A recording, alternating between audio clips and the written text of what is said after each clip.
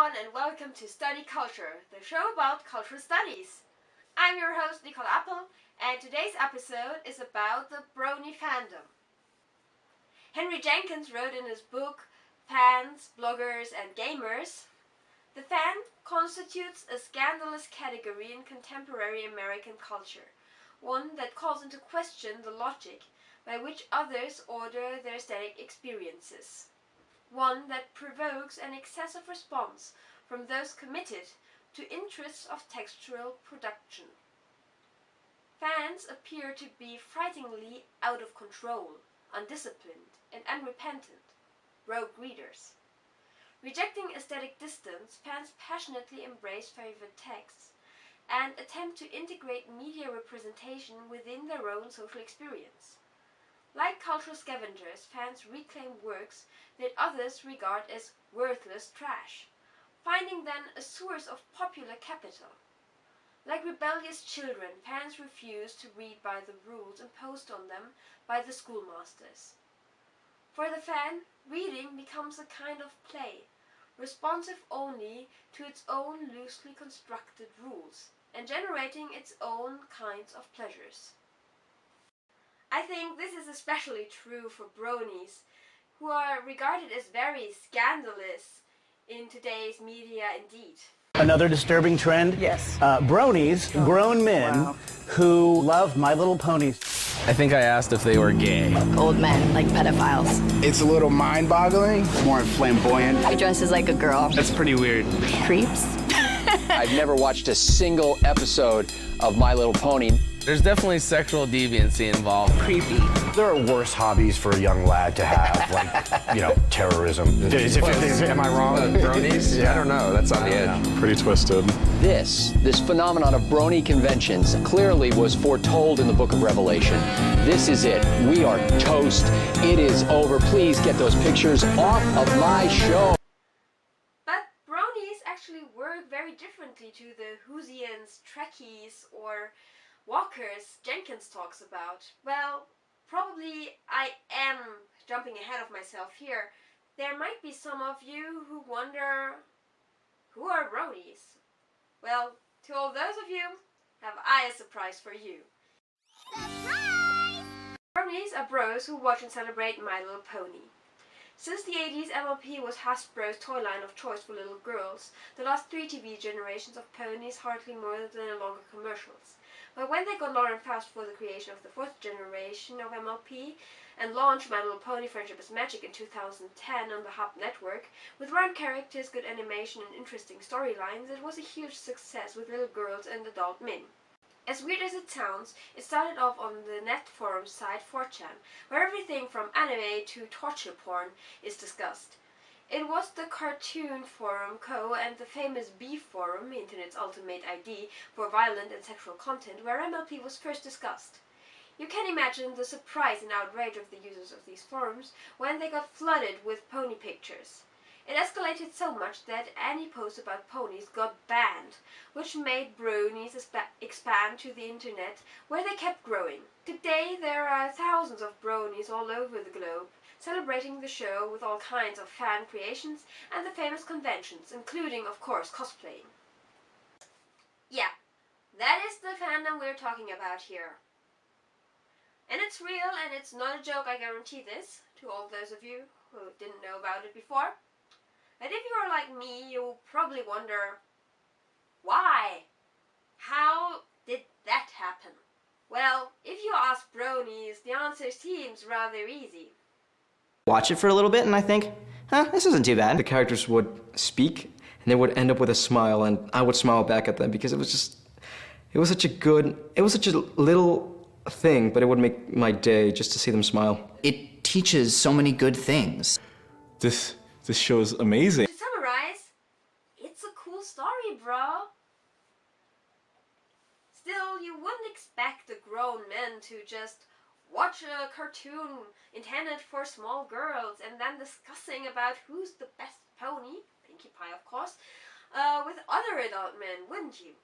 That might be because, as I said at the beginning of the video, My Little Pony doesn't work like other shows. It's not like you watch a Doctor Who episode and then you find it so interesting that you binge watch the last few seasons in one night, and before you know it, you eat cookies out of a TARDIS cookie jar and practice your British English accent. No, Bronies first need confirmation that the show is good. I just quoted Jenkins that fans use the source material to create something new, to make it their own.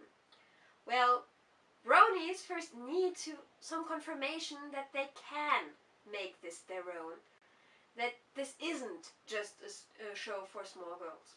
So, Bronies hear about My Little Pony from friends, or they read it like the first Bronies did on some forum site, or maybe their favorite webcomic had some ponies in it, or their favorite YouTube channel started talking about it. Or, just like me, they stumble about something fan created, and they just think, wow, this is good, like me with this. Lule Moon Princess, good night, sister. I really love it.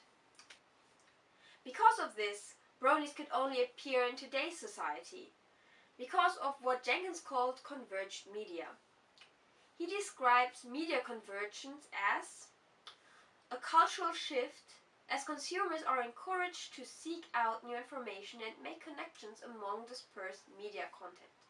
What he means is that we have so much different kinds of media to our disposal, and we can actually participate. We can produce YouTube videos and write fan fictions and put them online, or put fan art online, that we aren't anymore the consumers in the ideal or old-fashioned way, but we are participating in the content. And only because of that, Bronies were able to, before even watching the show, seek out information and make connections, and then they saw an episode, and then they got interested and watched the last 4 seasons in one go. So, Bronies need this converged media to recruit further fans. So the more content Bronies post on the internet, the more people might become aware of it. And the more people might become aware of it, the more people will watch the show. And they might then become Bronies and create more content again. And so on and so forth. But although converged media made Bronies possible, it doesn't explain why Bronies do it the other way around to other fandoms. The question to this is actually the same question of why we wonder why there are Bronies. It seems obvious to every one of you on the first glance, I bet, but it's actually a bit more difficult, and it has to do with the very complicated subject of gender. And yeah, I know you probably think, oh, gender, I know this term, everyone uses it. Gender is how you socially behave according to your own sex. Gender is what makes men like sports and drink beer, and women be all about shoes and clothes and serving the man. It's not as easy as that. Indeed, this dichotomous thinking about gender is very common in today's society. As Connel puts it, it is clear that unitary conceptions of sexual character have wide appeal and can give comfort to people of very different political persuasions. This is partly because having a unitary conception of feminine or masculine character does not itself settle what the content of the opposed characters might be. Contrary to this men are from Mars, women are from Venus belief, academics sees it quite differently. Very famous modern sociologists like R.W. Connel, Judith Butler, or Michael Moyser describe gender very differently and try to find different explanations to why the male is so dominant in our Western culture, other than because men are born to lead. When the constructed status of gender is theorized as radically independent of sex, gender itself becomes a free-floating artifice, with that man and masculine might just as easily signify a female body as a male one, and woman and feminine a male body as easily as a female. So, although they are men, they can theoretically behave in a feminine way, because gender and sex doesn't have anything to do with each other, theoretically. Judith Butler calls this gender trouble. So when she says that is theorized as radically independent, people should behave not according to the gender norms of society. So basically exactly what bronies do. By doing this, it will become disconnected. If enough people do this, people will see just because you're a man, you don't need to have muscles and like sports. It doesn't have anything to do with it. You can behave feminine, but be a man. I wonder whether there ever will be the construct of a free-floating gender. We have seen much gender trouble. We have seen women going on the streets wearing pants. We see men loving other men or wearing dresses or skirts, but that didn't really change how we see a dichotomous gender.